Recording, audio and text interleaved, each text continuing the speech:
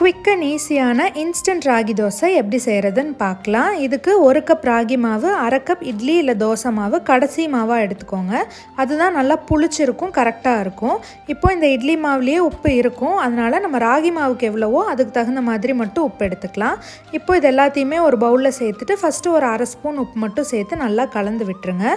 தண்ணி கொஞ்சம் கொஞ்சமாக சேர்த்து மிக்ஸ் பண்ணிக்கலாம். ரொம்ப கெட்டியாக இருந்ததுன்னா இன்னும் கொஞ்சம் தண்ணி சேர்த்து நம்ம தோசை மாவு பதத்துக்கு கரைச்சாலே போதும், ரொம்ப தண்ணியாக இருக்க தேவையில்லை.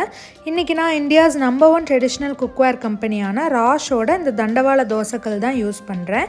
இது 2 சைடில் உடன் ஹேண்டில் கொடுத்துருக்கறனால ஹீட் நம்ம கைக்கு சுத்தமாக வராது. ஸோ குக் பண்ணுறதுக்கு ரொம்பவே ஈஸி. இது ப்ரீ சீசன்டுங்கிறனால லைட்டாக வெங்காயத்தை வதக்கிட்டு டைரெக்டாக ஊற்றிக்கலாம்.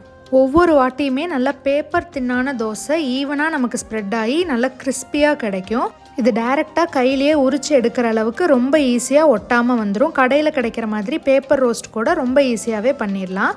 நீங்கள் ஆன்லைனில் அவங்க வெப்சைட் மூலமும் வாங்கிக்கலாம், இல்லை சென்னை OMR பெருங்குடியில் இருக்க அவங்க ஸ்டோரை விசிட் பண்ணியும் வாங்கிக்கலாம்.